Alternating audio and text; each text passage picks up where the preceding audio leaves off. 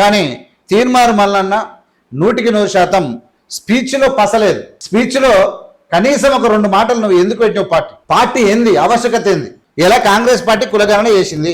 Congress party 42% BC reservation కోసం సర్వం వడ్డిస్తా ఉన్నది. కాంగ్రెస్ పార్టీ అధ్యక్షుడు చేసింది. కాంగ్రెస్ పార్టీ ఈ దేశంలో కులగణన జరగాలంటుంది. ఇంకా నువ్వేం చేస్తావు, ఇంకా నువ్వేం చేయగలుగుతావు అనేది కూడా చెప్పగలగాలి కదా. బీసీలకు జరిగిన అన్యాయం ఏంది, నువ్వు వస్తే ఏం చేస్తావు? ములాయాల సింగ్ ఏం చేసిండు, కరుణానిధి ఏం చేసిండు, లాలూ ప్రసాద్ ఏం చేసిండు, వాళ్ళకన్నా నీ తానున్న తెలివేంది? మరి ఇతర పార్టీలు ఉన్న బీసీ నేతలను ఎట్లా? ఒక అవగాహన అనేది ప్రజలకు కల్పించగలగాలి. కల్పించడం లోపల ముఖ్యంగా తీర్మానం మల్లన్న ఇలా అంటే కొండంత రాగం తీసి ఏదో పాట వాడినట్టు కాకుండా అయ్యింది. కొండంత రాగం తీసి మిమ్మల్ని నేను వేసేస్తాను, బీజేపీని నేను వేసేస్తాను, కాంగ్రెస్ను, రేవంత్ రెడ్డి నువ్వు గిత్తత మనిషివి, నీ వల్ల ఏమవుతుంది? గవేనా మాట్లాడలేదు, డైలాగులన్నా కొట్టపోతుంది, నీ వల్ల ఏమవుతుంది? ఇవన్నీ మర్చిపోయింది. ఎందుకంటే అగుడు పడ్డాడు తీర్మానం మల్లన్న, సపోర్ట్ లేదు. పోనీ సపోర్ట్కి నీకు ఎందుకు టెన్షన్ పడ్డది? పెద్ద నువ్వు బ్రహ్మాండమైన బహిరంగ సభల జనాలు వస్తారో రాగానే భయపడ్డావా? కేవలం నువ్వు పెట్టింది ఓటలా, తాజకృష్ణ హోటల్లో పెట్టినావు. తాజకృష్ణ హోటల్ ఎంతమంది? 200 మంది వస్తే సరిపోతుంది. 200 మంది నిర్భయంగా ఆ స్టేజ్ని ఎక్కువ మంది అన్నాడు, తక్కువ మంది 10 మంది అన్నా కూర్చోబెట్టుకోలేదు, లేకుంటే చాలా మందిని కూర్చోబెట్టుకోలేదు, లేకుంటే ఒకరొకరు పోయి స్టేజ్ మీద మాట్లాడేది ఉండే. ఇద్దరు గౌరవాలు ఇద్దరు కూర్చోబెట్టి నువ్వు కూడా కింద కూర్చొని పార్టీ ఎప్పుడు ఉండాలంటే, ఎప్పుడైనా మనం పార్టీ ఎస్టాబ్లిష్ కావాలనుకున్నప్పుడు ఇతరులను ముందర పెట్టాలి. అందరికన్నా ముందే మనమే. నేను మాట్లాడుతుంటే అందరూ సైలెంట్గా ఉండాలి. ఇక్కడ ఈ డిక్టేటర్షిప్ అనేది నడవదు. మనం బీసీ అయినంత మాత్రాన ఇప్పుడు మన ఇల్లు ఉంది, మన ఇంట్లో మనం పెద్ద మంచి మన ఇష్టం వచ్చినట్టు చేస్తే నడవదు. మా ఇంట్లో మన ఇంట్లోనే నడవదు. ఈ డిక్టేటర్షిప్ అనేది లీడర్ని ఎదగనియది. Always drags to back.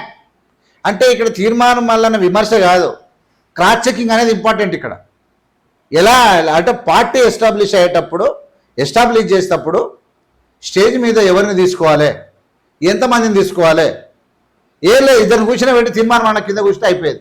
నీ ముఖం తెలియదా? ఎవరికి తెలుసు? అక్కడ ఆ గౌరవంగా ఉన్న వాళ్ళు ఇద్దరిని చూసుకొని ఒకరొకరు మాట్లాడితే ఇంకా బాగుండేది, పెద్దది కాదు కాబట్టి. లేదంటే ఎక్కువ మందికి అవకాశం ఎంతమందిని కూర్చుని పెట్టుకో బహిరంగ సభ పెట్టేది. ఇవన్నీ ఏం కాకుండా వచ్చాయి. ముఖ్యంగా నేను ఎప్పుడో చెప్పాను, తీర్మానం మల్లన్న మీద నేను 10 వీడియోలు చేసిన. అందులో ఆయా తప్పటడుగులు వేసినప్పుడల్లా నేను చెప్పిన, ఇవాళ కాంగ్రెస్ పార్టీలో అద్భుతమైనటువంటి లైఫ్ ఉంది తీర్మానం మల్లన్న. తొందరపాటు, గ్రహపాట, పొరపాట ఆ పార్టీ నుండి వాళ్ళని తిట్టడం. ఒక అవకాశం వచ్చినప్పుడు, ఒక ఎమ్మెల్సీ అయినప్పుడు తీర్మానం మల్లన్న ఒక 2-3 సంవత్సరాలు ఉండి అప్పుడప్పుడు బీసీలకు మధ్యలో బీసీలకు ఖచ్చితంగా కాంగ్రెస్ పార్టీ ప్రధాన పాత్ర ఇవ్వాలి, అన్ని పార్టీల మీద ఒత్తిడి చేస్తూ బీసీలకు అవకాశాల గురించి కాంగ్రెస్ పార్టీలో ఉంటూనే అడిగితే చాలా భయపడేవాళ్ళు. అనేకమైన అవకాశాలు, అరే తీర్మానం మల్లన్న మాట్లాడుతున్నాడు, కంపల్సరీ బీసీ లీడర్ కావాలి, బీసీ లీడర్ ఎస్టాబ్లిష్ చేయాలి అన్నటువంటి ఆలోచనకు వస్తే కాంగ్రెస్ను ఒక అద్భుతమైన లీడర్గా ఎదిగి బీసీ సామ్రాజ్యం అక్కడ స్థాపించేటువంటి అవకాశం, తద్వారా దేశానికి ఒక మెసేజ్ ఇచ్చేటువంటి అవకాశం తీర్మానం మల్లన్నకు వచ్చింది. ఇప్పుడు ఆల్మోస్ట్ చాలా కష్టం.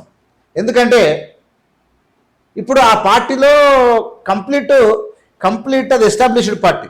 ఈ పార్టీలో జనాలందరినీ తీసుకొని ఇప్పుడు ఏం చేస్తారంటే, ఇప్పుడు తీర్మానం నిలదొక్కుకోవడం ఎట్లా కష్టం అంటే, 2 లీడర్లు వస్తారు ఒక జిల్లా, ఒక కాన్స్టిట్యూన్సీ నుంచి. వాళ్ళిద్దరిలో ఎవరికి వేయకపోయి 2 బీసీలో వస్తారు. వాళ్ళిద్దరిలో ఎవరికి వేయకపోయినా కష్టమే, ఆడు ఉల్టా అయిపోతాడు. అది మరి బీసీ పార్టీ నిలదొక్కుకోవడం కష్టం అంటే బీసీలనే అంబేద్కర్ గారు చెప్పింది ఒకటే గుర్తుపెట్టుకోవాలి. కులం పునాదుల పైన ఒక జాతిని కానీ ఒక నీతిని కానీ నిర్మించలేము. అనేది అంబేద్కర్ గారు చెప్పింది. దాన్ని మనం పాటించాలి, అది మనం చూడాలి. ఎప్పుడైతే మనం కులాన్ని చెప్పుకుంటున్నామో, ఎప్పుడైతే మనం కులం డబ్బలు కొట్టుకుంటామో, అప్పుడు ఈ దేశ ఐక్యతను మనం కోరడం లేదు. ఇక్కడ ఈ దేశంలోని అందరు ప్రజల యొక్క బాగోగులు మనం కోరడం లేదు. బాబాసాహెబ్ అంబేద్కర్ రాజ్యాంగం ప్రకారం అవినీతి పరులు మన శత్రువులు, దోపిడిగాళ్ళు మన శత్రువులు, దొంగలు మన శత్రువులు, రాజ్యాలను అంటే రాజ్యాంగాన్ని దుర్వినియోగపరిచినటువంటి ఆఫీసర్లు మన శత్రువులు. అవినీతిని తగ్గించి, దుర్మార్గాన్ని తగ్గించి, దేశం యొక్క ఐక్యత కోసం దేశ ప్రజలందరూ మన వాళ్ళే, India is my country, all Indians are my brothers and sisters, I love my country అనే నినాదంతో ఏ నాయకుడు అయినా అద్భుతమైన లీడర్గా ఎస్టాబ్లిష్ అవుతాడు. కాబట్టి కానీ ఇంకా మనం ఏమో అనుకొని బీసీలు అందరూ మన దానికి ఉరుకొచ్చి ఓట్లేస్తారనుకొని అనుకోవడం పొరపాటే. ఎందుకంటే బీసీలకు అవకాశాలు కాంగ్రెస్ ఇస్తుంది, బీజేపీ ఇస్తుంది, బీఆర్ఎస్ ఇస్తుంది. మరి ఎవడొస్తాడు మరి ఇక్కడ? ఆ లీడర్లు కూడా బీసీ లీడర్లే కదా. బీసీ లీడర్ని గెలిపించుకో, ఎవరికి వేయాలి లీడర్? ఇది కూడా సమస్య అవుతుంది. కాబట్టి నేను ఏమంటానంటే, ఒక పవర్ఫుల్ పార్టీలో ఉండి ఎక్కువ స్థానాలు ఎక్కువ అవకాశాలు ఇప్పించుకొని అవినీతిని దుర్మార్గాలను తగ్గిస్తే ఈ దేశం సుసంపన్నంగా ఎదుగుతుంది. తప్పు చేసినోడు మనవాడైనా మన శత్రువే, మన కులపోడైనా మన ఇంటోడైనా శత్రువే. ఈ నినాదంతో ఉంటే బాగుంటుంది.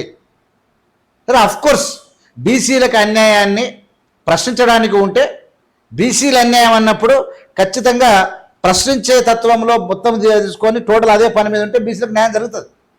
కానీ అది కాకుండా ఎప్పుడు ఒక లీడర్ ఎప్పుడు ఫెయిల్ అవుతాడంటే, అంత నేనే, అధ్యక్షుడు నేనే, సెంటర్ సీట్ల నేనే, మాట్లాడేది నేనే, ముఖ్యమంత్రి అయ్యేది నేనే, మీరంతా నా తాన నేను చెప్పినట్టు వినాలంటే it will not possible. Because so many parties are there to give the opportunity. They are welcoming. They are giving preference to the leaders. ఇవి జరగకపోవడం అనేది కొంచెము తప్పుగానే అనిపిస్తుంది. ఎవరు అవునన్నా కాదన్నా తీన్మార్ మల్లన్న పార్టీ, నా ఎక్స్పెక్టేషన్ ఎట్లా ఉందంటే, పార్టీ పెడుతున్నాడంటే ఇక, ఎందుకంటే చిరంజీవి పార్టీ పెట్టినప్పుడు చూసిండు, ఎన్టీ రామారావు పార్టీ పెట్టినప్పుడు చూసిండు, చాలామంది పెట్టారు, విజయశాంతి పెట్టింది.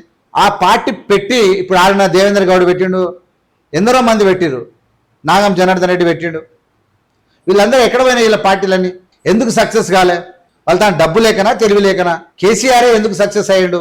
కారణం ఏంటంటే, బలమైనటువంటి ఒక ఆకాంక్ష, అన్ని వర్గాల లీడర్లను కేసీఆర్ ఎట్లా అక్కడనే ఎక్కడికక్కడ మీటింగ్లు ఏర్పాటు చేసి కేసీఆర్ పిలుచుకపోవడం, గెస్ట్గానే పోయిండు, వాళ్ళనే మీదే లీడర్షిప్, మీదే ప్రాంతం, మీదే అభివృద్ధి అని చెప్పిండు ఆయన.